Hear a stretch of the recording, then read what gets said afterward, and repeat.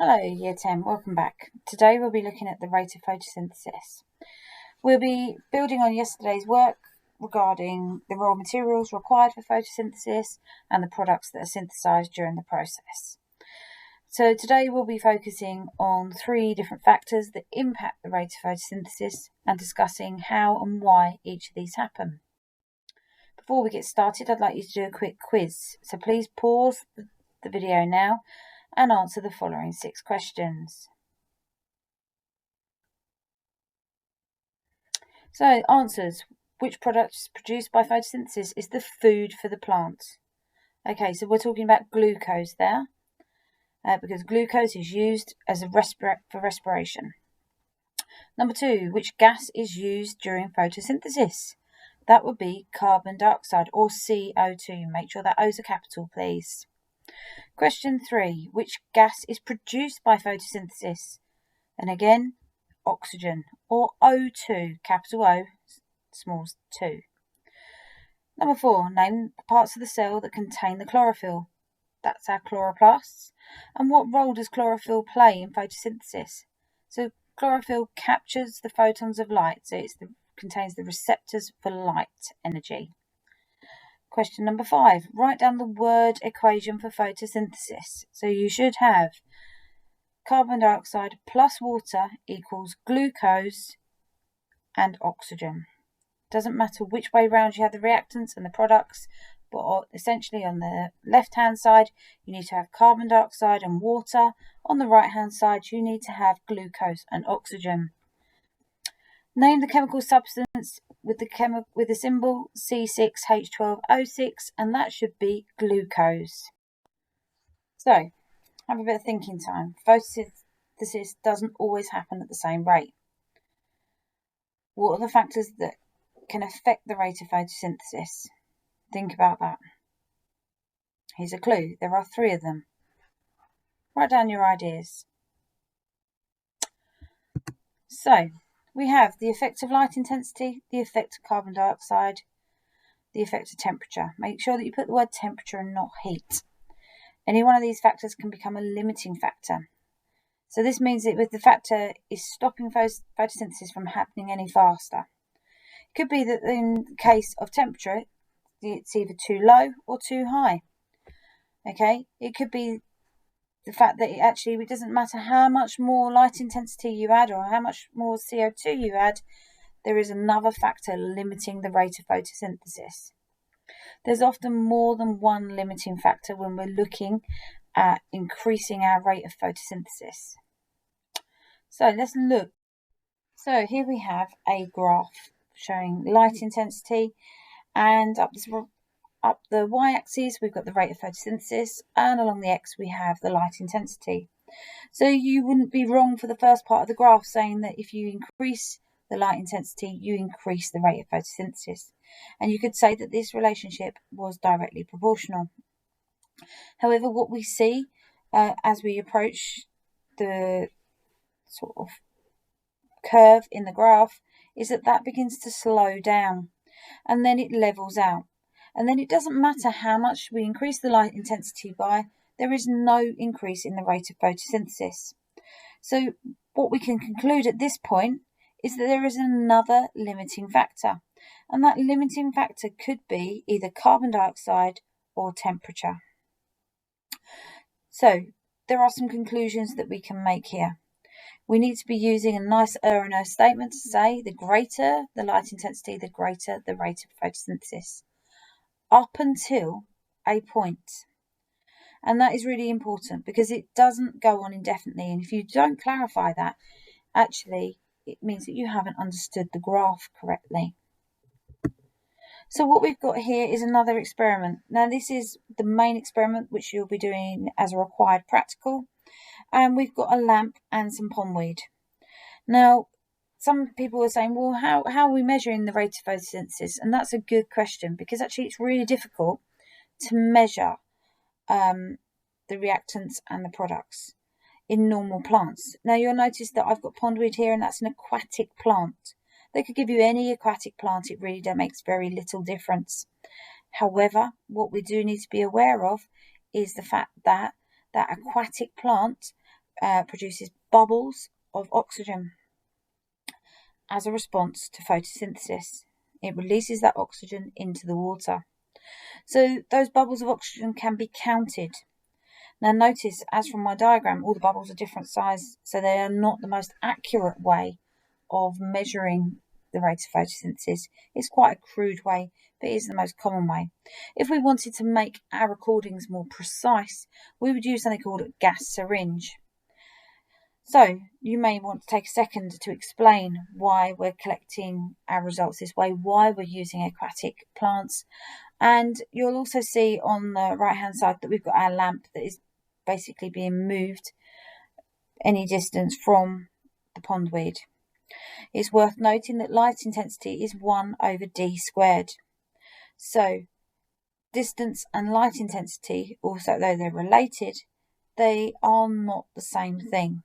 So those of you doing the higher either trilogy or triple, we do need to be talking about light intensity as 1 over d squared. Now let's talk a little bit about temperature. Now you can see that temperature has a very different sort of graph. I know you might have seen this graph somewhere else. You might have seen this graph when we've been learning about enzymes, and it is the similar principle. So at low temperatures, enzymes do not have enough energy for successful collisions. So they don't work. There is no collision between the reactant and the active site of the enzyme. Whereas when we get to about 35 to 37 degrees, we can see that we're getting closer to the optimum, the best temperature for enzyme activity. And then past that, and a very steep decline, we'll see that the enzymes stop functioning. And this is because the enzymes have become denatured. Now you need to remember that enzymes are a biological catalyst made of protein, and they have a 3D shape, and they will start to unravel from our 3D shape so they can no longer function. So what we get is a gradual increase with our graph, and then as it slows down we get to the optimum temperature, which in this case of this graph is around 30 degrees, and then we get a quite dramatic drop off just after around the 36 degree mark. You could argue that there is insufficient evidence between 30 and 36 to give a precise reading, but you do need to make sure that when the values are up along the y and the x-axis that we're referring to those in our answers. So at low temperatures, enzymes don't work.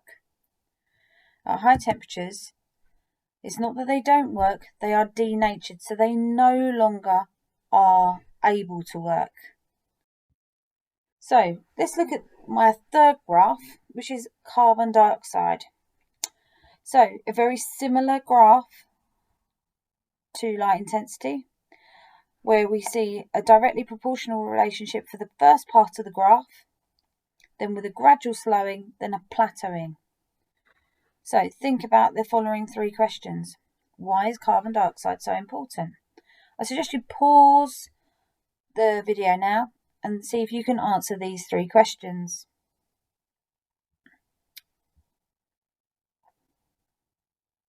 So carbon dioxide is a raw material, and without that raw material we just simply cannot produce any more glucose. Why might the carbon dioxide become limited? And that might be because another process like respiration or combustion isn't adding to the carbon dioxide, or the carbon dioxide is being used up faster than it is being produced by photosynthesis. So again, think about the other organisms that they're talking about within a question. And what can we do to increase levels of carbon dioxide in the air? Now, we often find this is a question that's often attached to things like greenhouses. And in a greenhouse, sometimes we have a wood-burning stove. That might be to keep the temperature at its optimum level, but often it is to produce CO2 through the process of combustion. So we know that burning a fuel produces carbon dioxide. So have a look at the next slide. So we've got these three really important graphs. And in any exam, you're expected to be able to read values off of these graphs and also sketch the graphs. So what I would now like you to do is annotate your three graphs and explain how each factor and the rate of photosynthesis is affected. You may want to include an arrow to explain each section, like I've done in the first graph with the first two blue arrows. You could add a third arrow at the point at which it begins to slow down and explain what you think is happening. I suggest you now pause the video and sketch out your graphs and annotate them as you feel appropriate.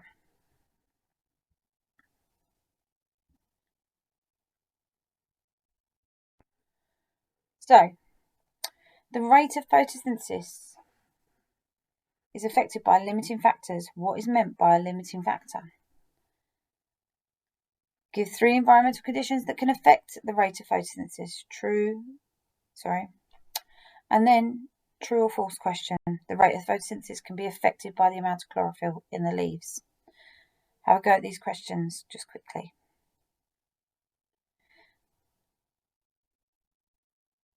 So question 1A, what is meant by a limiting factor? Is any external factor that stops photosynthesis happening at its any faster than it can currently happen?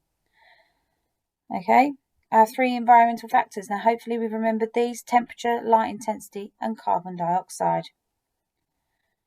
Then last question, true or false? The rate of photosynthesis can be affected by the amount of chlorophyll in the leaves. That is absolutely true. So the more chlorophyll we have in our leaves, the more photosynthesis that can happen, because it is our facilitator. We learned about these in lesson 1. Okay, now there is a self-assessment quiz for you to complete in preparation of the required practical in the next video. Thank you.